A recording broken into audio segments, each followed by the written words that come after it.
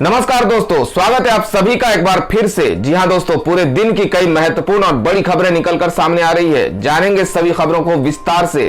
तो दोस्तों, खबरों में आगे बढ़ने से पहले वीडियो को एक प्यार भरा लाइक जरूर कर दें और ताजा खबरों को जानने के लिए चैनल को सब्सक्राइब भी जरूर कर लें।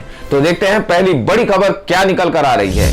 दोस्तों, आज की पहली बड़ी खबर निकल के आ रही है। बता दें कि असम बंगाल में तीसरे चरण की वोटिंग आज। केरल, तमिलनाडु, पुडुचेरी में संपन्न होंगे चुनाव। भारी सुरक्षा व्यवस्था। बता दें कि 27 मार्च से शुरू हुए विधानसभा चुनाव में आज तीसरे चरण के मतदान होने जा रहे हैं।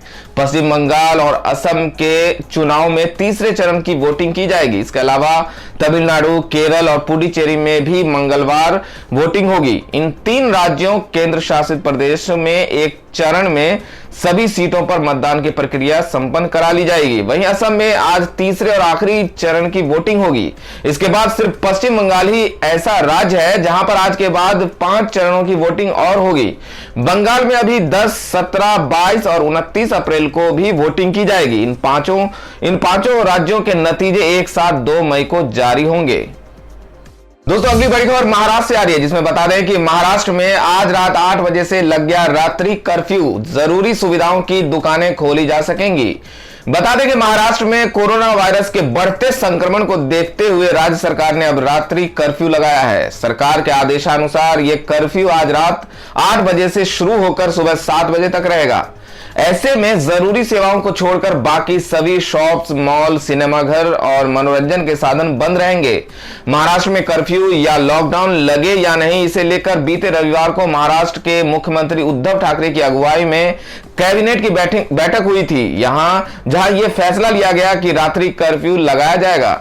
बता दें कि उन्होंने कहा कि अब केवल जरूरी सेवाओं की ही अनुमति दी जाएगी। इस दौरान रेस्टोरेंट से केवल पैकेट मंगाने या डिलीवरी की सुविधा ही उपलब्ध होगी।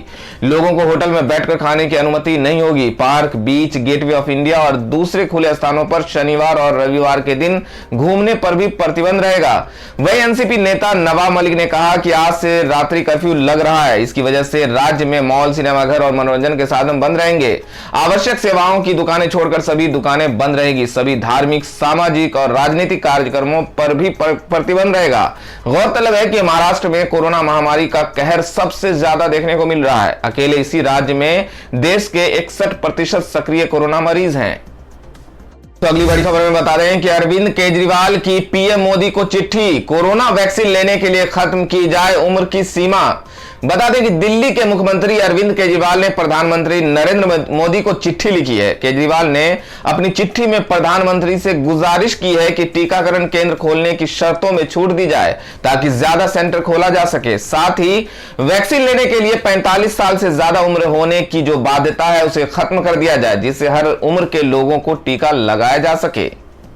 अरविंद केजरीवाल ने कहा है कि देश में कोरोना के मामले बढ़ने से नई चुनौती हमारे सामने है। ऐसे में हमें टीकाकरण अभियान को और तेजी से आगे बढ़ाना होगा। हमने प्रधानमंत्री से टीकाकरण केंद्र खोलने की शर्तों में छूट और टीकाकरण की उम्र सीमा बाध्यता हटाने की मांग की है। अगर नए सेंटर खोलने के नियमों को आसान किया जाता है और सभी को टीका लगाने की इजाजत दी जाती है तो दिल्ली सरकार सभी दिल्ली वासियों को 3 महीने के अंदर टीका लगा सकती है।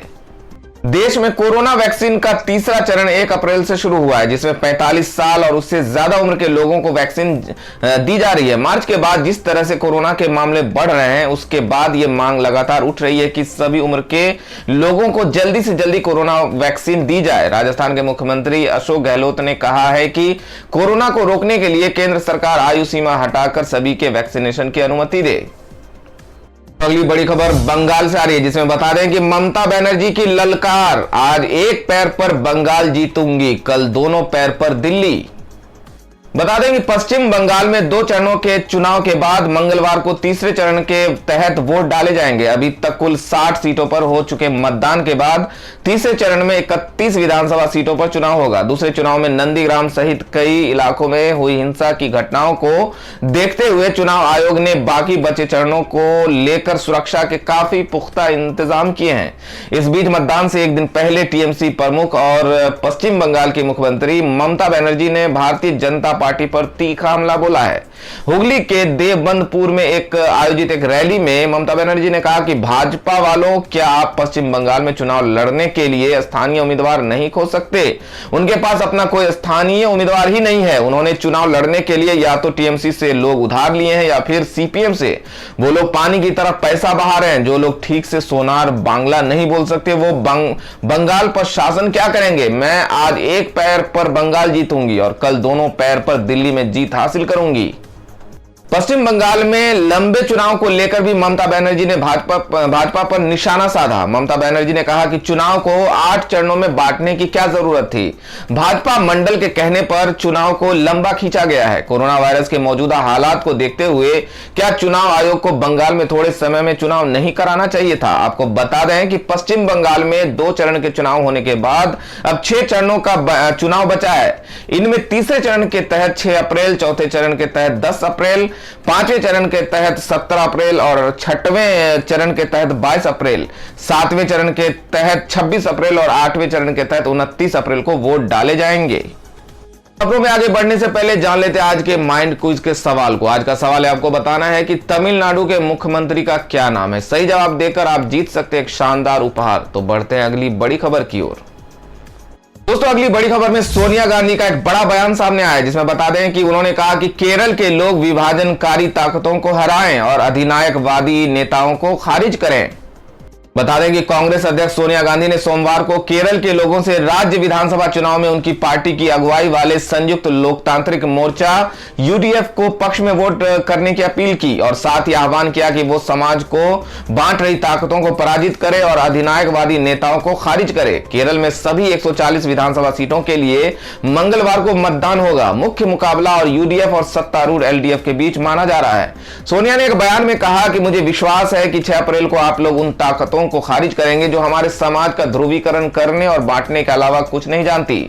मुझे भरोसा है कि आप अधिनायकवादी और तानाशाही नेतृत्व को खारिज करेंगे और एक बार फिर से कांग्रेस एवं यूडीएफ में विश्वास व्यक्त करेंगे। उन्होंने केरल की जनता का आह्वान किया, केरल में यूडीएफ को वोट देकर आप कांग्रेस को राष्ट्रीय स्तर पर मजबूत बनाएंगे। कांग्रेस ही उन विभाजनकारी ताकतों का मुकाबला कर सकती है जो भारत को नष्ट कर रही है। कांग्रेस अध्यक्ष लोगों को भरोसा दिलाया कि अगर यूडीएफ चुनाव जीतता है तो केरल में न्याय योजना लागू की जाएगी, जिसके तहत हर गरीब परिवार को प्रति आय निश्चित राशि दी जाएगी। उन्होंने कहा कि यूडीएफ को वोट देने से केरल एक बार फिर से विकास के रास्ते पर लौटेगा और अपनी अनोखी प्राकृतिक धरोहर को संजो कर रखेगा तथा ऐसा विकास होगा जो भूस्खलन और बाढ़ जैसी आपदाओं को निमंत्रण नहीं देगा। तो दोस्तों, सोनिया गांधी ने बीजेपी पर बड़ा आरोप लगाते हुए कई बातें कही। आप इस बारे में क्या सोचते हैं, हमें कमेंट करके जरूर बताएं। तो बढ़ते हैं अगली बड़ी खबर की ओर। दोस्तों, अगली बड़ी खबर में बता दें कि कंगना रनौत ने कर दिया कुछ ऐसा जिसको देख बौखलाए लोगों ने कर दिया ट्रोल। जानिए क्या है मामला। बता दें कि बॉलीवुड एक्ट्रेस कंगना रनौत जो अपनी बेबाक टिप्पणियों के लिए सुर्खियों में बनी रहती है, वो यूजर्स के जबरदस्त निशाने पर हैं। यूजर्स जमकर उन्हें ट्रोल कर रहे हैं। बता दें कि देश भर में कोरोना के मामले तेजी से बढ़ रहे हैं। ऐसे में कंगना रनौत का सोशल मीडिया पर एक वीडियो सर्कुलेट हो रहा है जिसमें कंगना बिना मास्क के नजर आ रही हैं। ये वीडियो वायरल होते ही यूजर्स ने उन्हें मास्क न पहनने के लिए जमकर ट्रोल कर रहे हैं। मास्क के बिना कंगना रनौत को देखकर एक यूजर ने कहा कि आपका मास्क कहां है मैडम, आप हमेशा दूसरों को ज्ञान देती रहती हैं। वहीं अन्य यूजर अपने अपने अंदाज में कंगना रनौत को ट्रोल करते हुए पूछ रहे हैं, आपने मास्क क्यों नहीं पहना। एक यूजर ने लिखा, ये अकेली ऐसी ओवर स्मार्टनेस की दुकान है जिन्हें अब कभी मास्क पहने नहीं देखा। कुछ लोगों ने गुस्से में कहा कि मास्क न पहनने के लिए इनसे फाइन भरवाना चाहिए। गौरतलब है कि बॉलीवुड एक्टर अक्षय कुमार, गोविंदा, भूमि पेडनेकर, विकी कौशल समेत कई एक्टर और एक्ट्रेस कोरोना पॉजिटिव हो चुके हैं। इससे पहले आलिया भट्ट, रणवीर कपूर, संजय लीला भंसाली, नीतू कपूर, वरुण धवन भी कोरोना की चपेट में आ चुके हैं। सेलिब्रिटीज की लंबी चौड़ी फैन फॉलोइंग होती है, इसलिए लोग उनसे उम्मीद करते हैं कि वो नियमों का पालन करेंगे और एहतियात बरतेंगे। अगर वो ऐसा नहीं करते हैं तो लोगों का गुस्सा होना स्वाभाविक है। कंगना का इस वीडियो में मास्क न पहनना लोगों को बहुत खल रहा है। यही कारण है कि लोग अपना गुस्सा कंगना रनौत पर उतार रहे हैं। तो कंगना रनौत के इस तरह बेबाक बिना मास्क के घूमने के ऊपर आप क्या सोचते हैं? आप अपनी राय हमें कमेंट करके जरूर बताएं। तो बढ़ते हैं अगली बड़ी खबर की ओर। दोस्तों, अगली बड़ी खबर में बता दें कि 30 अप्रैल तक के लिए बंद किया गया शिरडी का साईं मंदिर। सिद्धिविनायक भी अगले आदेश तक बंद। बता दें कि महाराष्ट्र में बढ़ते कोरोना वायरस मामलों को देखते हुए श्री साई बाबा ट्रस्ट ने आज रात 8 बजे से महाराष्ट्र के शिरडी में साई बाबा मंदिर को बंद करने का फैसला लिया है। मंदिर 30 अप्रैल 2021 तक मंदिर बंद रहेगा। इसके अलावा मुंबई के सिद्धि विनायक मंदिर को भी अगले आदेश तक बंद कर दिया गया है। मंदिर के अधिकारियों ने आज शाम 8 बजे से मंदिर को बंद करने का फैसला किया। शिरडी के साई बाबा मंदिर सोमवार देर शाम 8 बजे से बंद कर दिया गया है। बाबा का ये विश्व प्रसिद्ध मंदिर फिलहाल 30 अप्रैल तक बंद रहेगा। इस दौरान मंदिर के अन्य सभी आयोजन पहले की तरह चलते रहेंगे। हालिया फैसले के तहत यहां रोजाना 4 बार होने वाली आरती और पूजा पाठ समेत सभी रीति रिवाजों का पालन मंदिर से संबंध पंडितों के जरिए किया जाएगा। वहीं इस मंदिर के साथ ही यहाँ का प्रसादालय और भक्त निवास भी बंद करने की बात कही गई है। समाचार एजेंसी INI के मुताबिक मुंबई की सिद्धि विनायक मंदिर को आज रात 8 बजे से दर्शन के लिए अगले आदेश तक बंद कर दिया गया। नियमित आरती और पूजा की जाएगी और वेबकास्ट किया जाएगा, यानी लाइव प्रसारण किया जाएगा। कोरोना वायरस महामारी की दूसरी लहर में महाराष्ट्र सबसे ज्यादा प्रभावित हुआ है। मुंबई में सोमवार को 9,857 नए मामले दर्ज किए गए। वहीं 21 लोगों की मौत हुई है। महाराष्ट्र सरकार ने कोरोना के बढ़ते मामलों को देखते हुए पूरे महाराष्ट्र में नाइट कर्फ्यू का ऐलान किया है। इसमें रात 8 बजे से सुबह 7 बजे तक लोगों के घर से निकलने पर पाबंदी रहेगी। साथ ही शाम के समय एक साथ 5 लोगों को खड़े होने पर भी रोक लगा दी गई है। इसके अलावा वीकेंड पर लॉकडाउन का फैसला लिया गया है। व्यापारी वर्ग लॉकडाउन के फैसले के विरोध में उतर आया है। तो दोस्तों, कोरोना के बढ़ते प्रकोप से बचने के लिए सरकार द्वारा उठाया गया ये कदम कितना उचित है, आप क्या सोचते हैं इस बारे में हमें कमेंट करके जरूर बताएं। तो बढ़ते हैं अगली बड़ी खबर की ओर। अगली बड़ी खबर निकल के आ रही है जिसमें बता दें कि ड्रग्स केस में गिरफ्तार एक्टर एजाज खान को हुआ कोरोना वायरस। एनसीबी के अधिकारियों पर मंडराया संक्रमण का खतरा। बता दें कि बॉलीवुड ड्रग्स मामले में गिरफ्तार अभिनेता एजाज खान कोरोना वायरस से संक्रमित पाए गए हैं। नारकोटिक्स कंट्रोल ब्यूरो ने इस बात की सूचना सोमवार को दी है। नारकोटिक्स कंट्रोल ब्यूरो ने हाल ही में एक्टर एजाज खान को मुंबई में ड्रग्स केस में गिरफ्तार किया था। कोरोना पॉजिटिव पाए जाने के बाद एजाज खान को अस्पताल में शिफ्ट किया जा रहा है। एजाज खान के कोरोना संक्रमित पाए जाने के बाद इस जांच में शामिल नारकोटिक्स कंट्रोल ब्यूरो के अधिकारियों पर संक्रमण का खतरा मंडरा रहा है। रिपोर्ट के मुताबिक इस जांच में शामिल एनसीबी के अधिकारियों को भी कोरोना का टेस्ट करवाना होगा। मीडिया रिपोर्ट्स के मुताबिक ड्रग्स मामले में गिरफ्तार एजाज खान की हिरासत आज सोमवार को खत्म हो रही थी और कोर्ट में आज उनकी पेशी थी। इसी बीच उनकी कोविड-19 रिपोर्ट पॉजिटिव पाई गई। कोर्ट में एजाज खान को अब किसी और दिन पेश किया जाएगा। कोर्ट में पेशी से पहले मेडिकल जांच में लाते वक्त मीडिया से बात करते हुए एजाज खान ने दावा किया कि उनके घर में सिर्फ 4 नींद की गोली मिली थी। उन्होंने दावा किया कि उनकी पत्नी का गर्भपात हो गया था और इसलिए वो डिप्रेशन से उबरने के लिए इस नींद की गोली का सेवन कर रही थी। बता दें कि ऐसा पहली बार नहीं है जब एजाज खान को ड्रग्स केस में गिरफ्तार किया गया हो। इससे पहले भी साल 2018 में नवी मुंबई पुलिस ने ड्रग्स मामले में एजाज खान को गिरफ्तार किया था। उस वक्त एजाज खान के पास लगभग 1 लाख रुपए और एमडी ड्रग्स जब्त किया गया था। Actor Ejaz Khan Bigg Boss 7 में कंटेस्टेंट रह चुके हैं। तो अगली बड़ी खबर बंगाल से आ रही है जिसमें बता दें कि टीएमसी के समर्थन में उतरी जया बच्चन। कहा ममता के सत्ता में लौटने से बंगाल का तेजी से होगा विकास। बता दें कि प्रख्यात अभिनेत्री एवं समाजवादी पार्टी की सांसद जया बच्चन ने कहा कि पश्चिम बंगाल की मुख्यमंत्री ममता बनर्जी की एक ऐसी महिला के तौर पर तारीफ की जो सभी अत्याचारों के खिलाफ अकेले लड़ रही हैं। साथ में बच्चन ने भाजपा पर तंज कसते हुए कहा कि बंगालियों को धमकाकर कोई भी कामयाब नहीं हुआ है। जया बच्चन ने यहां तृणमूल भवन में संवाददाताओं से कहा, मैं ममता बनर्जी का तानाशाही के खिलाफ लड़ने के लिए बहुत सम्मान करती हूं। मैं यहां किसी फिल्म में काम करने नहीं आई हूं। मैं यहां ममता बनर्जी और उनकी पार्टी तृणमूल कांग्रेस के लिए काम करने आई हूं। हमारी समाजवादी पार्टी यहां तृणमूल के तीसरे टर्म के लिए सपोर्ट कर रही है। उन्होंने हाल में ही नंदीग्राम में ममता बनर्जी के पैर में चोट लगने का जिक्र करते हुए कहा कि उनके ऊपर कई बार हमले किए जा चुके हैं और पैर की हड्डी टूटी है, लेकिन उनके दिल और दिमाग को नुकसान नहीं पहुंचा पाए हैं। जया बच्चन यहां तृणमूल कांग्रेस के उम्मीदवारों के लिए 3-4 दिनों तक प्रचार करेंगी। उन्होंने मीडिया कर्मियों से कहा कि वो बंगाल की धरती की ही है। समाजवादी पार्टी के नेता ने कहा कि मैं इस धरती की महिला हूं, मेरा नाम जया बच्चन है। शादी से पहले मेरा नाम जया भादुरी था। मेरे पिता का नाम तरुण भादुरी है। मैं बंगाल से बाहर रहती हूं, लेकिन हम बंगाली ही हैं। उन्होंने कहा कि उनकी पार्टी तृणमूल कांग्रेस का समर्थन करती है। उनकी पार्टी के सुप्रीमो अखिलेश यादव ने बनर्जी के पक्ष में प्रचार करने के लिए उन्हें बंगाल भेजा है। जया बच्चन ने कहा कि तृणमूल सुप्रीमो ममता बनर्जी ने बहुत संघर्ष किया है और वो लोकतांत्रिक मूल्यों को बनाए रखने के लिए उनके जुझारूपन का सम्मान करते हैं। सुश्री बनर्जी की इच्छा बंगाल को विकास में सबसे आगे रखने की है। बड़ी खबर महाराष्ट्र से आ रही है, जिसमें बता दें कि दिलीप पाटिल होंगे महाराष्ट्र के नए गृह मंत्री। सीबीआई जांच के आदेश के बाद अनिल देशमुख ने दिया इस्तीफा। बता दें कि मुंबई के पूर्व कमिश्नर परमवीर सिंह की चिट्ठी के बाद विवादों में घिरे अनिल देशमुख के इस्तीफा देने के बाद अब दिलीप वलसे पाटिल महाराष्ट्र के नए गृह मंत्री हो सकते हैं। सूत्रों से मिली जानकारी के अनुसार दिलीप पाटिल को गृह मंत्री की जिम्मेदारी सौंपी जा सकती है।